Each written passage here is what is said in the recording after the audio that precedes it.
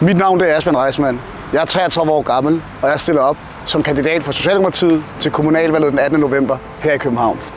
Jeg stiller op til kommunalvalget, fordi jeg elsker København. Jeg er født på Østerbro, spillet fodbold i Fælledparken, og nu bor jeg på Nørrebro.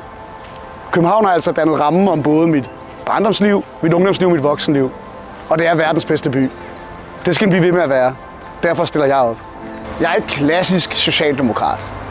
Jeg er søn af 2 akademikere, har fået hjælp til mine lektier og vokset op i et hjem med en bogreol. Så har jeg uddannet mig til jurist, og siden har jeg arbejdet som advokat hos nogle af de største advokatkontorer. Og nu sidder jeg så som juridisk chef i en mellemstor virksomhed. Men jeg er vokset op med socialdemokratiske værdier.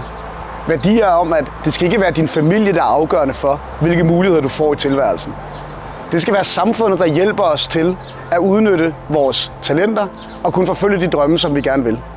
Det er det, som Socialdemokratiet kæmper for. Og det er også det, som jeg vil kæmpe for her i København og til folketingsvalget, når vi kommer dertil.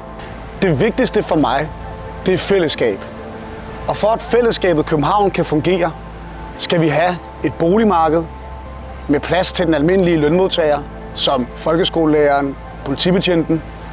Vi skal have et foreningsliv, hvor børn, unge og voksne kan deltage aktivt og være med, uanset hvem de er.